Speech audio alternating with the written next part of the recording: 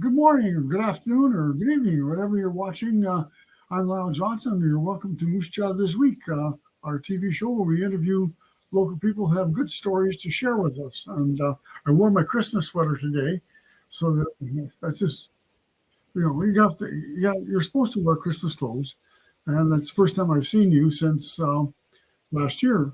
And so, Happy New Year, Merry Christmas, and welcome Janie Fries, who's going to take over the show at this point and dazzle us with brilliance. Sure. Well, first of all, I am wearing my Moose Jaw Band and Choral T-shirt festival from 2019. We get different T-shirts every year, and that was the one from 2019. But you know what, Lyle? I'm sorry you're not going to be able to interview me because we are going to play the game Festivia and Fest Trivia. Yes, so it is Festival Trivia featuring Lyle Johnson. Oh my gosh. We should qualify this. Janie and I are part of the Cat Herders trivia team. We play on Thursday night. Janie is one of the stars. I'm just there to fill space. If you get one question that your team doesn't get, you've paid your dues. Yep. Yeah. Okay, let her rip. Are you ready, Lyle? Okay. In with the good air, out with the bad. Here we go. Question number 1. We only have 10 questions, by the way, so not going to be a big problem for you. Okay.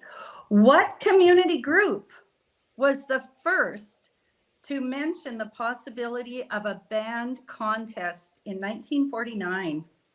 Was it the Kinsman Club? Pardon me? Was it the Kinsman Club? Nope. It was the Moose Jaw Chamber of Commerce. Really? Yes, the Moose Jaw Chamber of Commerce, and a member was E.J. Hemming, who also sat on city council at the time. And he brought up the idea of having a contest. He wanted it to be international. Right away, he was connecting with bands close to Moose Jaw, but also groups that were in the state of Montana. His goal was to have 20 bands come to that festival. And they ended up with 11, but they were very happy with it. They didn't think that was a bad number to end up with. And actually, the festival, I'm looking at my questions because I don't want to give you an answer, I mean, you might forget if it's question number 10, but you never know. And actually, the festival was first supposed to be held in September. And it never was. It's not like it started in September and then after a few years they moved it to May. It's always been in May. Forever, it was the May long weekend, and we'll get into the change of that later on because we certainly don't hold it that weekend anymore. But yeah, E.J. Hemming brought it up to the city or the Chamber of Commerce. And then at that point, they were looking for a group who could run with this idea. And it was the Kinsman Club that said, yes, we would do it right off the bat. But it was not their idea. So I get a quarter of a point. Okay. Yeah. 0.25. We'll do the math later. Okay. I always used to say I teach music and I only have to count to 4 and on occasion 6. So you're taxing my brain here. Or if you're dancing, it's counting to 8. It's 8. Yeah, that's right. Okay. Question number 2. What was the venue that was first used for the festival? They only had one. And what was the venue that was used? Was that St. Andrew's Church? Sorry. Give me a second. Got to get my sound effects in here, right? Yes. Then it has to be Zion. No, it was actually the exhibition buildings. Really? Yeah. Now, in 1950, do you know where the exhibition buildings were in Moose Jaw? You should know this. This is not one of the questions, by the way. Oh, sure. If I know the answer, I feel good. But now you don't have. It doesn't count. The exhibition grounds were on the top of the hill behind the Armory. Yep, pretty much right where the Town and Country Mall is now. Yep. And that first festival focused on marching bands, fancy drills. Yes, of course. Yep. And the first parade actually went from Manitoba Street to, I believe it was Athabasca Street. So it didn't even go up or down the hill. It was just on the level. On the flats. Yep. Yep. And they had 11 groups. Now, at that time, if you entered the festival, you didn't have a choice whether or not you were going to be in the parade.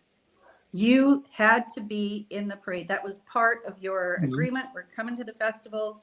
We'll do our thing, and we'll also participate in the parade. That's another little thing to remember when we talk a little bit later on about different things. Okay, I am looking at, now you know what happened in 1967 in Canada, across the country. It was your birthday. It was Canada's 100th birthday. Sorry, that's not my question. You don't get a...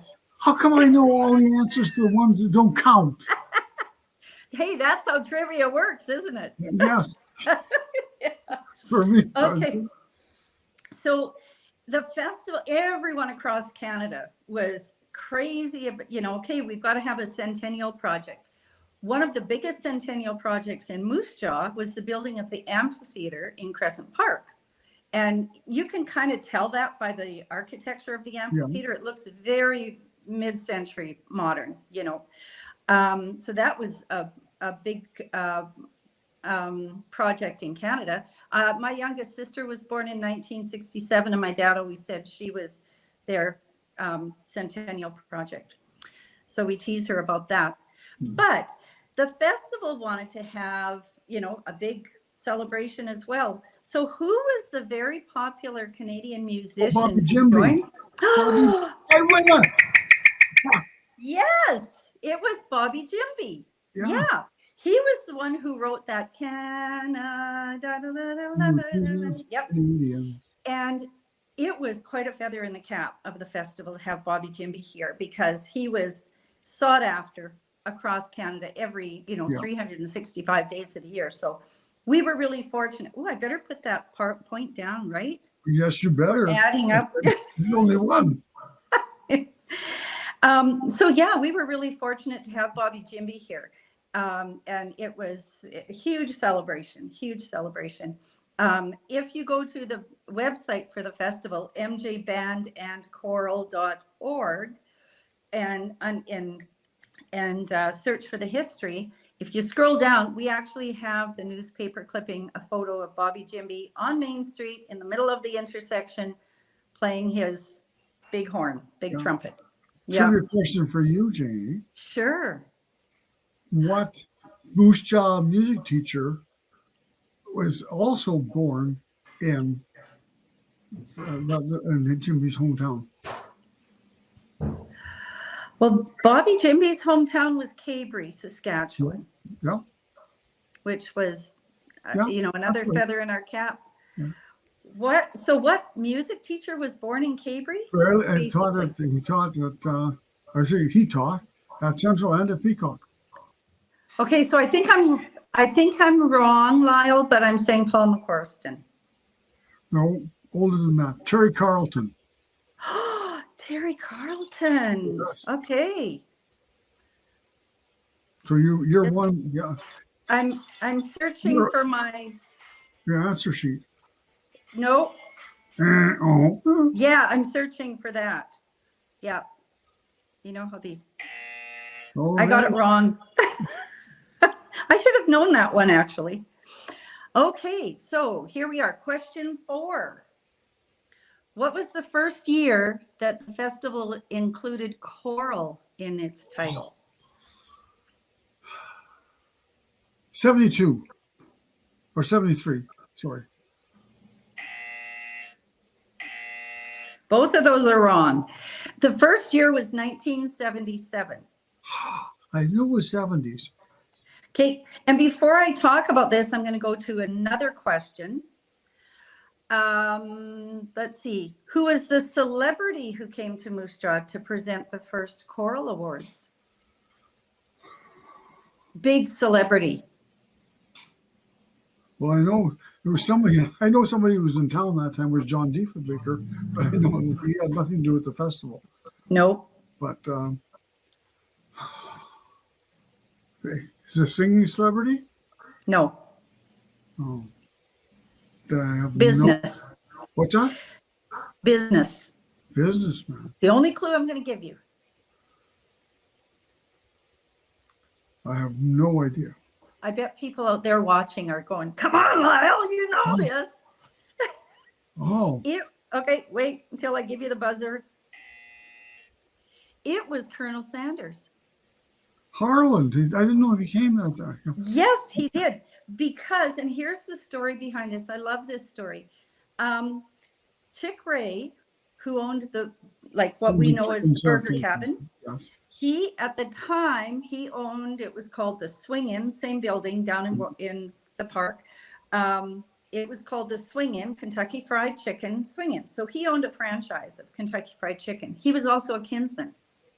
So when the kinsmen decided they wanted to expand it to include choirs, they felt they needed a sponsor. And Chick was the one who said, you know what, I'm going to check with head office and see if the National would consider supporting the festival. And they did. I think they actually donated about $10,000. Like, it was a big chunk of cash. And they also sent the Colonel to come and present those first awards, which was awesome. Now, I do want to say that Burger Cabin, up until it closed, how many years ago was that? Not many, like 2 or 3 years ago. That's not one of the questions, by the way. Carol Ray Suker is Chick Ray's daughter, and she inherited the Burger Cabin and ran it right up until the time it closed a couple of years ago. And up until then, the Burger Cabin was a sponsor of our festival, which was just awesome that she realized the importance of that. And, it was a legacy from her father to support the festival, which was every year she would sign up. I was like, I'm so, kind of brought tears to my eyes. That was so cool. Really cool. Okay, Janie, my turn. I got a trivia question for you. You have one for me. Okay. Okay, with Colonel Sanders. Who Yes. was his guide and his driver while he was in Moose Jaw? That was Duncan Cameron. That's right. Give yourself a bonus. Yay. Yeah, because Duncan Cameron sent me a ton of photos. He had been a kinsman, and my parents were kinsmen and Kinnett, so all of these names were familiar when I was growing up. And yeah, Duncan sent me a bunch of photos when he realized that I was chairing the committee and on the committee, and it's been really interesting looking at his photos. Yeah, and the stories that go along with them. Okay, so question number 6. What year was two parts to this? What year was the last parade, and how many bands participated? Again, no ideas. I'm saying 1993 and 40 bands. Well,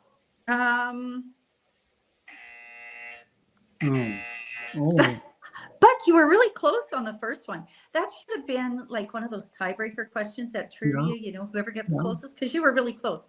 The last year of the parade was 1994, and there were 12 bands. So if you remember, in the 60s, 70s, how many bands there were, it was like, 50 bands. It was huge. It took hours for that parade. And believe you me, I marched down that hill many a time in those parades. It was hot. The ground is uneven, but it was exciting. It was a spectacle. Pardon me? It was a spectacle. I was a spectacle, yes. Yeah. And that last year was the last year that the kinsmen worked on the festival. And as a matter of fact, if Russ McKnight had not picked up the challenge to chair the festival, he was a kinsman, there would not have been a festival at all that year. There would have been an empty year in there. But he did carry through. And then the Kinsmen said, and think about this, at that time, Telemiracle was really taking off, and it was Yes. taking a lot of the time of the Kinsmen Club. It became a priority, and they just didn't have the personnel. And not only that, Lyle, but I think they also didn't have the background. They were a service club, didn't have the background to see how this festival could change so that it would survive. They felt very tied to the tradition of exactly what it was, and it would have.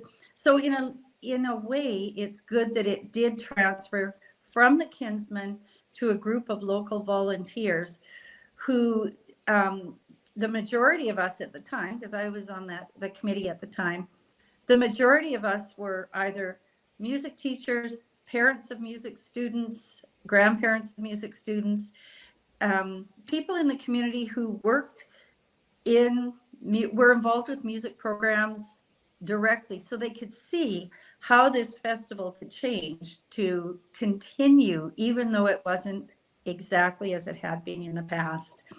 And I have to say, if it hadn't changed, it would have died right then and there. It really would have. And here's one of the reasons why there is no parade. And there are lots of reasons. Certainly one that a lot of people think about, school groups don't march anymore. They're in general, they don't march. They didn't march a lot then either, really. They didn't spend a lot of time marching. Yes. Pardon me? There's community bands. The community bands, yes. Community bands tended to march more than the school bands. School bands are tied to a curriculum. So that was a change that happened from the first festival until 1994. So there were fewer community bands, more school bands. School bands weren't marching. So that's one reason. But another very important reason, if you remember when I talked at the first question, where I said that every band that registered had to march, that was part of their commitment to the festival. That continued up until, as much as they could anyway, continued up until the Kinsmen let the festival go.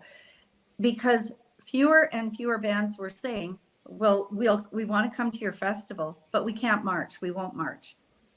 So that's the reason why there's another reason why there's no parade. But think about it also. When the festival was younger, I remember my dad spending days before the festival hauling cots and whatever into school gyms, because that's where all of these groups stayed overnight. They overnighted in school gyms, and they were all at Caronport over, out in the dorms out there. And nowadays, with all of the groups that we have at our festival, only one that I know of stays in school gyms. School policies have changed, and they have to stay in hotels. So if they all have to stay in hotels, we could not, as a city, get all of these groups staying overnight, have them in the city the same day for the parade. So just a lot of reasons why a parade is not going to work. Sad but true. Okay, I believe we are on question 7. And one more thing. Yes. It's when the city decided to put the median down Main Street, and that really made it difficult a couple of years the bands actually marched with the median in place, but that was one of the considered factors of neglecting it. Yeah. I think that is an old wives' tale. I don't think that. I mean, it certainly did change the marching, but I don't think that had much to do with the fact that they're like, yep, no, because they would go. A lot of them would go on just one side of the median, and that's just. And then the Kinsmen would alternate, one group on this side, the next group on this side. Okay. So I think that's an old wives' tale. I don't think the city has much. No, it's just, yeah. Okay, number 6 or 7. Whatever. 7. Okay. Okay.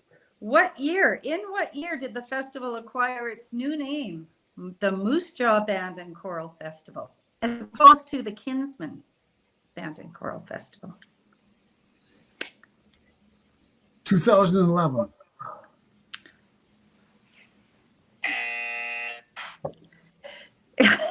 Sorry, it was way back in about 2003 that Oh, we officially changed. Now, so in 1994 was the last year of the parade, and that was when the Kinsmen let it go. But I remember sitting around the table with our new committee saying, what do we call this festival? We're no longer Kinsmen. And we agreed that we needed to keep the name Kinsmen for a few years so that all of these groups realized that this was the same festival. So we kept it for about 7 years before we changed it to the Moose Jaw Band and Choral Festival. Yeah. And, you know, I remember I made that motion and I said, I feel my heart's breaking because my parents were so involved with it as Kinsmen and Kinnett, and it just had to change. yeah. So that was kind of sad. Yeah. Okay. Here we go. A little more recent to some of these questions. So you might get Thankfully. these. Well, it was at least Do you want to know your score right now, Lyle? It's 1, isn't it? What? Oh, no. 1.25. Okay, don't forget my 2.5. Yeah, I'm giving you the 2.5. thank you. Okay. How many festivals did we have to cancel due to the impact of COVID-19? None. Oh, just wait. This silly thing. Here we go. Oh, We had to cancel 3. We canceled in 2020, 2021, and we were fully prepared to go with a smaller festival in 2022. But at that time, some businesses were checking, like, for example, May Wilson Theater. Everyone who came in had to prove that they were vaccinated. oh yes. Schools could not Forced include a student Yeah. who was not vaccinated. So we had different philosophies going there, and trying to figure venues out was really quite difficult. But we really actually did have it figured out. We had very few registrations, but we did have enough. We could have run a festival. And then early December of 2022, if you remember, the Omicron variant hit. Yes. And we just kind of threw our hands up and said, too many unknowns. Yeah. Too many unknowns. We don't know what's going to happen. So we ended up canceling 2022. So that was 2021 when Omicron hit. Yeah. So we canceled 2022. But oh my, 2023 was so much fun. Yes. We had, as one of our night shows, we had what we called Party in the Park. And we hired the Bromantics, the Moose Jaw group, to come and play in the amphitheater. And we had like at least 800 students. And they danced from the minute they played the first note until the end. And when we were planning for that, we had to plan muster spots all around the park for the groups. I was concerned about not having enough seating space for everyone. How silly of me. Because those kids didn't sit. They might run back up to get a drink of water, but they were right back dancing. It was packed on that dance floor. And I cannot thank the city enough for giving us that amphitheater and that dancing space. It was just awesome. However, I do have to say, if you remember that May, our show ended at 9:00. At 9:15, the smoke from the forest fires up north rolled in.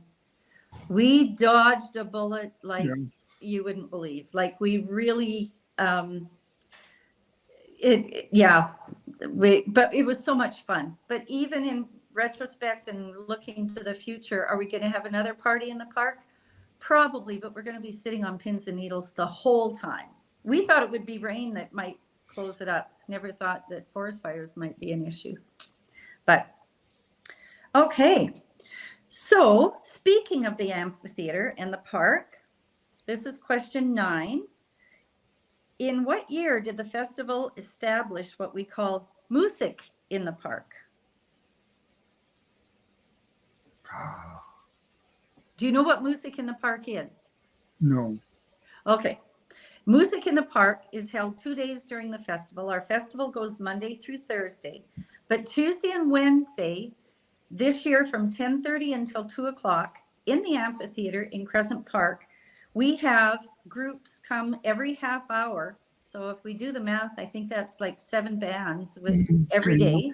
Yeah. Will come in and they will do a half hour of playing their spring repertoire, whatever. So basically it is a 3.5 hour concert for the public. I'm going to say 2022.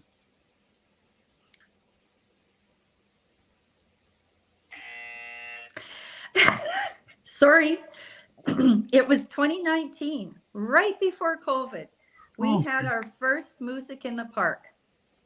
And it has been a real slow, it was slow to take off. You know, we've had a lot of empty spots in the past. This year, totally different. This year has been totally different actually for registrations in general. And I have to say last year, if you remember, it was, I believe it was last year, probably in March sometime. And on the news, we were hearing about bands that were storm stayed in Davidson and other communities. Oh, yes, They yes. were, they were coming home from a festival in Edmonton, I believe. And we had one of those blizzards and they were storm stayed. I got a call about a month later from a band director in Winnipeg saying, okay, our school administration has said we have to A, find a festival that's closer to Winnipeg, and B, find a festival that's later in the year. So I'm thinking, hello, here we are. And this year, our registrations have just gone through the roof. Like we have not seen numbers like this before, and fills up fast. That's absolutely insane. And we do have a lot of groups from Manitoba who come. We've had a lot that have come all the time, but that number has gone up. But so the fact that we are in May, we are during the week. Here's another thing when we talk about that parade being held the May long weekend. Once we took over the festival, when I say we, I mean community members, we were noticing fewer and fewer bands were signing up for a Saturday performance at all, for anything. They had problems getting their kids to commit on the May long weekend. So we bumped it back and we held it, at that time it was a 2-day festival, held it Thursday, Friday. And we only did that for a couple of years and realized nobody wants to come Friday either. So we bumped it back to Wednesday, Thursday, and then we had to add a day, Tuesday. Now we're 4 days. We are Monday through Thursday. And this year, concert bands, which are the biggest groups, some of the choirs are pretty big too. The jazz bands, of course, are smaller. Concert bands blow everything else out of the water. We actually had to, due to an administrative mistake, had to extend 2 of our days by an hour. Do you want me to do that? I'll just say. I know, Lyle. Yep, I'll share your pain. So we had to extend 2 days. Usually we finish at 5 o'clock, but we had to extend 2 days until 6 o'clock because I double booked a group right at the end. I thought it was the same group. No, it was 2 different groups. Anyway, so we are full to bursting. Okay, we have one more question. Are you ready? Okay. Double my points. 2 questions, 2 parts to this one. Okay. We're going to compare how many groups participated in 2003 compared to how many groups we have now in 2025. Well, I think there's more in 2025. Yes. Do you have an idea? How many do you think participated in 03? In 03, I would say 27.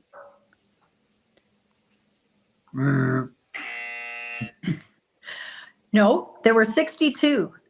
Oh, really? Yep. So that includes concert bands, jazz bands, and choirs. And how many do you think are participating this year? 102. You know what? No, you're wrong, but you're so close. 110.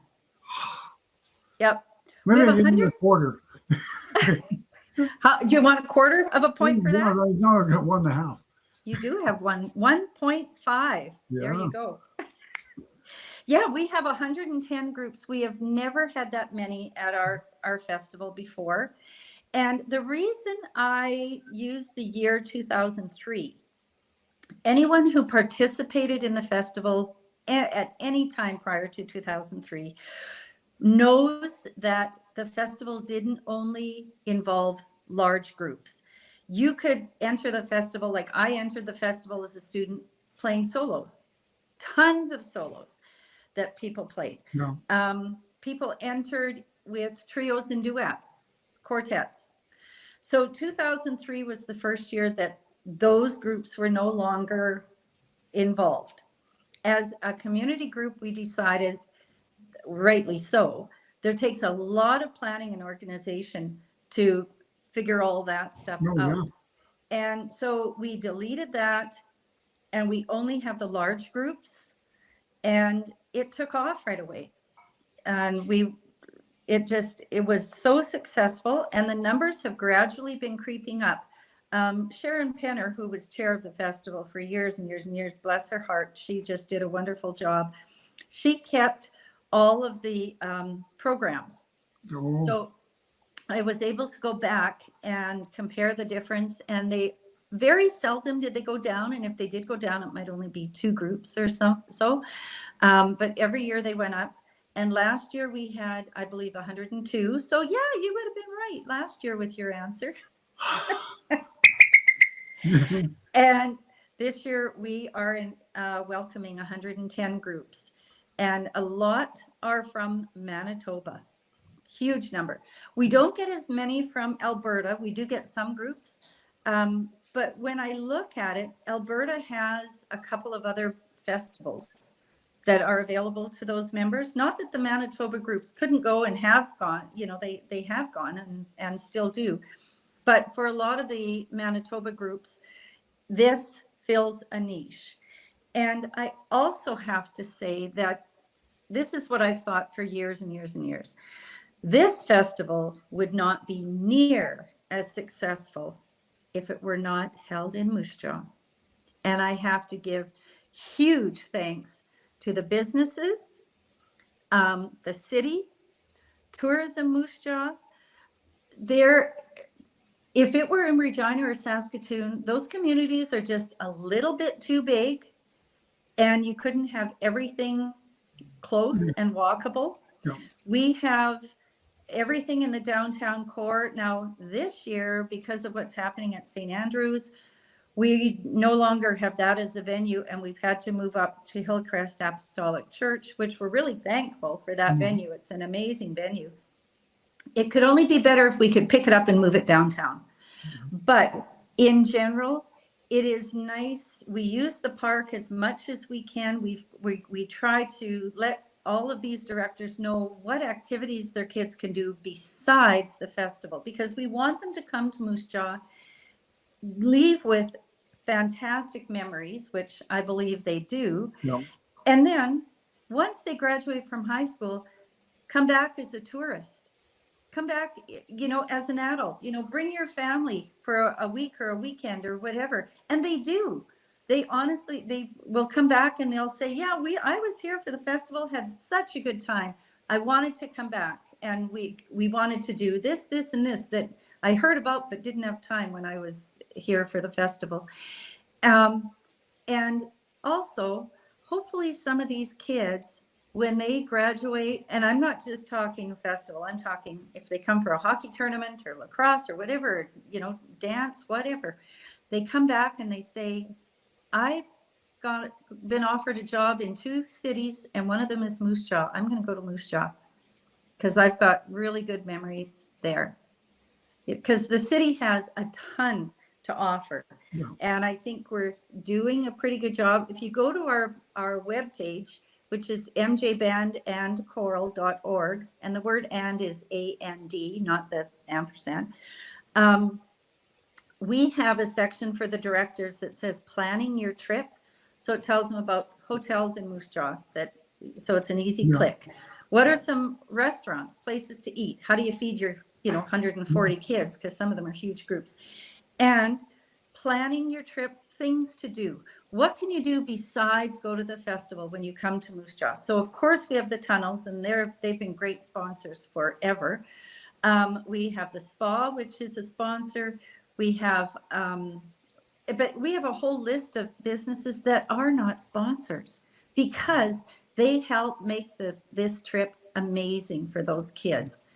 So, we've got, South Hill Bowling, Western Development Museum, the Kinsman Sportsplex, the Yara Center. And that year that I said the smoke was so bad, one group contacted the Yara Center, and the people at the Yara Center took care of them, and they had those kids busy for like 2 hours, which is what you want to do. Believe me, when you travel with kids, yes. keep them busy. Yeah.